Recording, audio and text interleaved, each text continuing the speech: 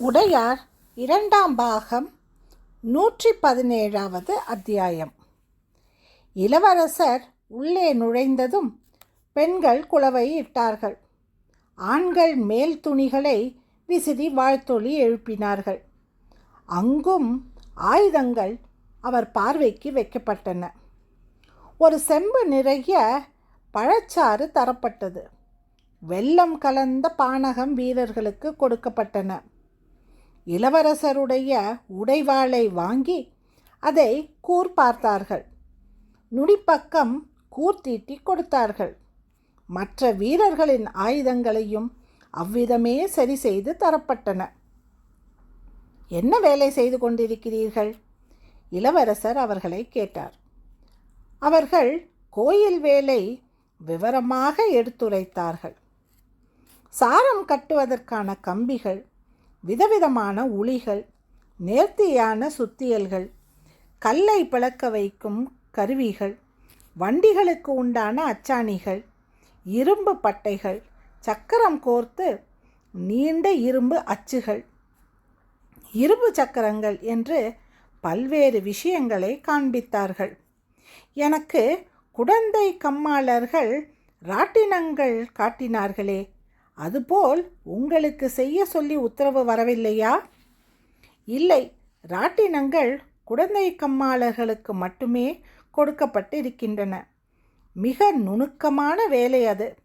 ராட்டினத்தின் அச்சாணியும் இரும்பு கொக்கியும் கிட்டத்தட்ட ஒரு யானை எடை உள்ள பாறாங்கல்லை தூக்க வேண்டும். மிக பெரிய வலுவு அந்த இரும்பு கொக்கிகளுக்கு இருக்க வேண்டும். அவர்கள் இரும்பை சூடேற்றி எண்ணெயில் தோய்த்து இரும்புக்கு உரமேற்றுகின்றார்கள். இது சற்று கடினமான வேலை. ராட்டினங்களில் சிறிய தவறு இருந்தாலும், காற்று குமிழிகள் இருந்தாலும் தூக்கி போட்டு விடுகின்றார்கள். 100 ராட்டினங்கள் செய்தால் 25-30 தான் நல்லபடிக்கு தேறுகிறது. மறுபடியும் செய்தவற்றை உருக்க வேண்டி இருக்கிறது. இதில் இன்னொரு விஷயம் இருக்கிறது ஐயா. ஒரு ராட்டினங்களை வைத்து எதிர்பக்கம் எடை குறைவாகவும் இன்னொரு பக்கம் எடை அதிகமாகவும் தூக்க முடியும் என்று சொல்கிறார்கள். இது இன்னும் பரீட்சார்த்தமாகவே இருக்கிறது. 7 ராட்டினங்களை எதில் மாட்டுவது? சவுக்கு கட்டையிலா? சவுக்கு கட்டைகள் உடைந்து போய் பாதி வழியில் பாறாங்கல் தரை நோக்கி வந்தால் யாரால் தாங்க முடியும்? விழுந்த பாறாங்கல் சிதறி உடைந்தால் எத்தனை பேருக்கு அடிபடும்? ஆகவே என்று சொல்லி நிறுத்தினான். ஆகவே இளவரசர் ராஜேந்திரர் அவனை மேலும் பேசும்படி தூண்டினார். ஆகவே இந்த வேலை இன்னும் உறுதியாக்கப்படவில்லை. இது இன்னும் பரவலாக்கப்படவில்லை. ஒருவேளை குடந்தை கம்மாளர்கள் ராட்டினம் செய்வதில் ஜெயித்தால் மேற்கொண்டு எப்படி செய்வது என்பதை நாங்களும் சிந்தித்து செயலாற்றுவதாக இருக்கின்றோம். கருத்தாட்டங்குடிக்கு அருகில் உள்ள சிவன் கோயிலுக்கு இளவரசரை அழைத்து போனார்கள். ஜனங்களை வாசலில் தடுத்து நிறுத்தினார்கள். வெகு சிலரை மட்டுமே உள்ளே அனுமதித்தார்கள். உள்ளே அவருக்கு ஓலை குழல் கொடுக்கப்பட்டது. குழல் பிரித்து அவரால் படிக்கப்பட்டது. குழலை திருப்பி கொடுத்துவிட்டு ஓலையை இளவரசர் இடுப்பில் சொருகி கொண்டார். சிந்தனை வயப்பட்டவராய் இறைவனை வணங்கினார். சரி, நிசம்பசூதினி கோயிலுக்கு போவோம் என்று திசை திரும்பினார். தஞ்சைக்குள் நுழைந்தால் நிசம்பசூதினியை வணங்காமல் வேறு எதுவும் செய்வதில்லை என்பது அவருடைய பிரஜை. அவருடைய சிறு படை நிசம்பசூதினி நோக்கி போக தஞ்சை மக்கள் ஆரவாரமாக அவரை வரவேற்றார்கள். கோட்டையின் வாசலில் மிக பெரிய எக்காலமும் பறைகளும் முழங்கின. மலர் மாலைகள் அணிவிக்கப்பட்டன. பூர்ண கும்பம் தரப்பட்டது. இளவரசர் உள்ளே நுழைந்த நேரம் கணக்கெடுக்கப்பட்டது.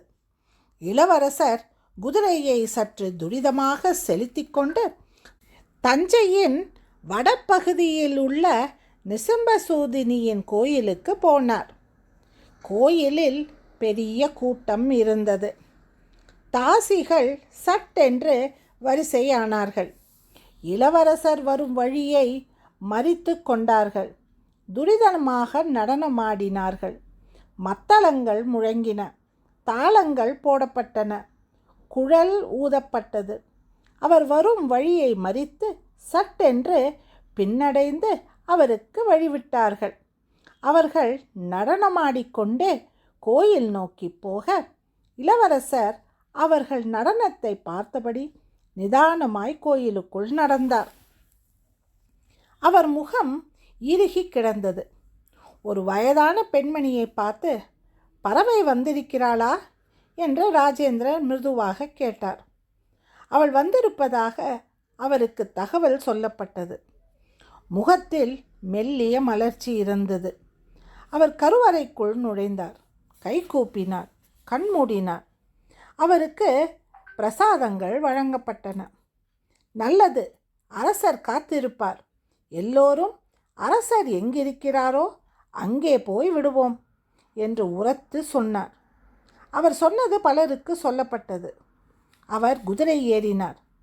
வெகு வேகமாய் கோயில் கட்டப்படும் இடத்திற்கு தன் குதிரையை செலுத்தினார். ராஜேந்திரன் நகர்ந்து கோயில் கட்டும் இடம் நோக்கி வருகிறார் என்று மெய்க்காவல் படை அறிவித்தது. தொலைவில் உள்ள எக்காலங்களும் விதவிதமாக ஒலித்து ராஜேந்திரருடைய அசைவுகளை தெரியப்படுத்தின. எவ்வளவு துரிதமாக ராஜேந்திரர் வருகிறார் என்பது எக்காலத்தினுடைய ஒளி குறிப்பிலிருந்து வீரர்கள் புரிந்து கொண்டார்கள். சிற்பிகள் கோயில் கட்டும் இடம் நோக்கி நகர மாமன்னர் ஸ்ரீ ராஜராஜர் சிறு தேரில் பஞ்சவன்மாதேவியோடு ஏறிக்கொள்ள ஓலை படிக்கப்பட்டு விட்டது என்று இரகசியமாக பஞ்சவன்மாதேவிக்கு சொல்லப்பட்டது. பஞ்சவன்மாதேவி அரசர் காதோறும் ராஜேந்திரனைப் போல ஒரு நல்ல பிள்ளை கிடைப்பது அரிது.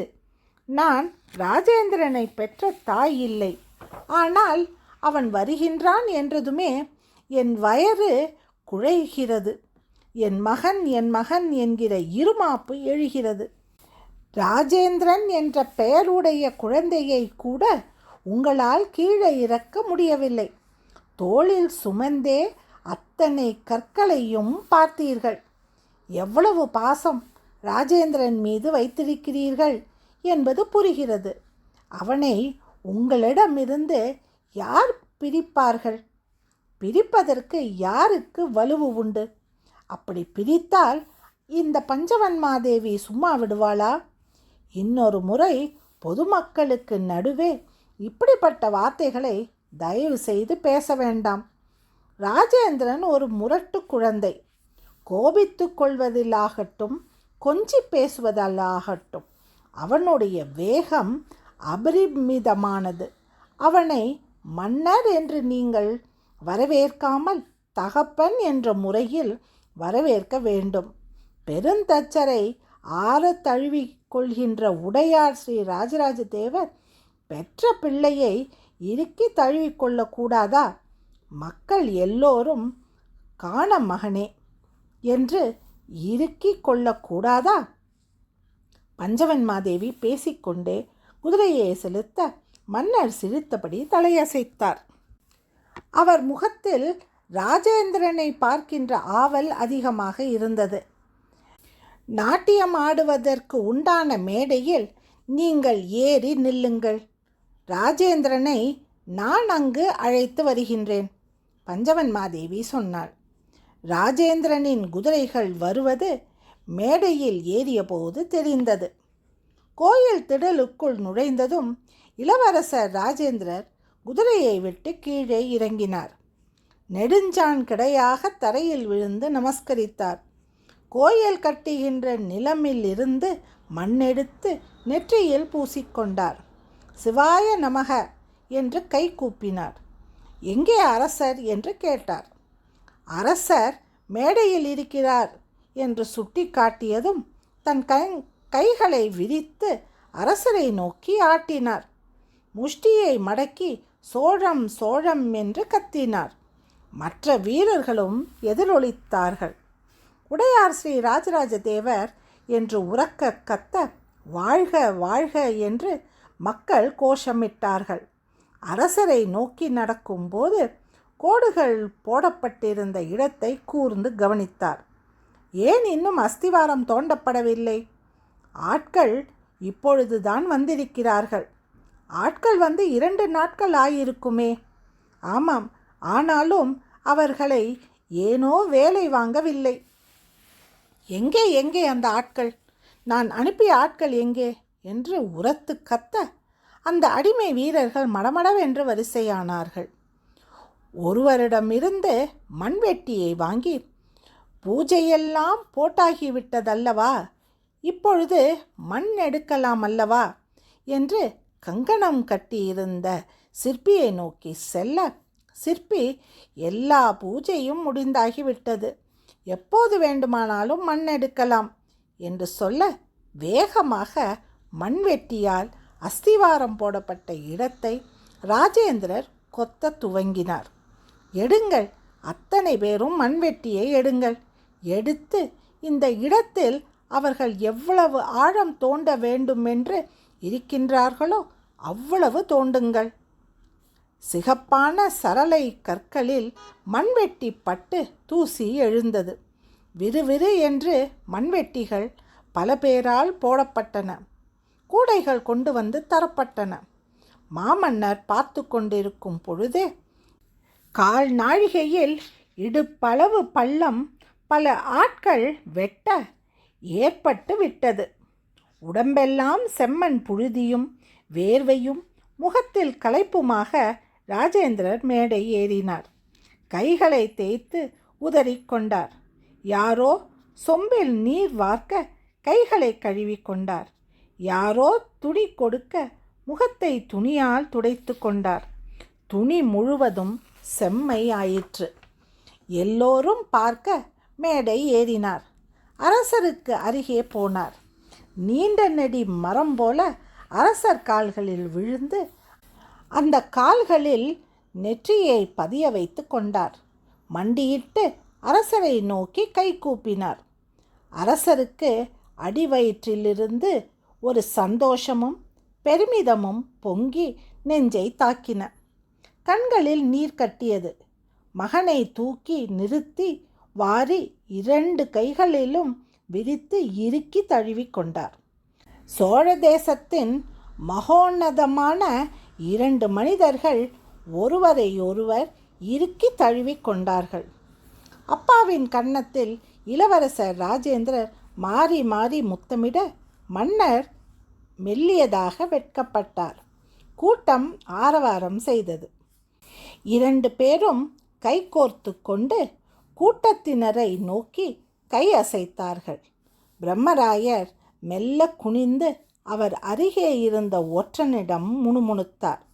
இது தேவையில்லை, இது வெறும் திருஷ்டி. இப்படி பலர் பார்க்க ஆனந்தப்படக்கூடாது என்று நான் சொல்லியிருந்தும் இவர்கள் கேட்க மாட்டேன் என்கிறார்கள். அவர் சொல்லுவதில் அர்த்தம் இருந்தது. ஆஹா, இவர்கள் 2 பேரும் சேர்ந்துதான் ஐயா எங்கள் ஊருக்குள் படையெடுத்து வந்தார்கள். எங்கள் விளைநிலங்களை பாழ் செய்தார்கள். எங்கள் வீடுகளை எரியூட்டினார்கள். எங்கள் பெண்களை துரத்தி கொண்டு போனார்கள். இவர்கள் உத்தரவின் பேரில்தான் என் தந்தையின் சிரசேதம் செய்தார்கள். என் தம்பியை துரத்தி கொன்றார்கள் என்று அடிமை வீரர்கள் சிலர் பொறும்ப ஆரம்பித்தார்கள். முகம் திருப்பிக் கொண்டார்கள். பல் கடித்து குத்திட்டு உட்கார்ந்து மண்ணை குத்த ஆரம்பித்தார்கள். கூட்டத்திலிருந்து விலகி தென்னந்தோப்புக்குள் போய் கை கட்டி நின்று கொண்டார்கள். ஆபத்துதவி படைகள் சிதறி நின்றிருந்தன. 7 பேர் விதமான உடையணிந்து விதவிதமான வேலைகளை மேற்கொண்டு அங்கு அரசரை பார்த்தபடி நின்று கொண்டிருந்தார்கள்.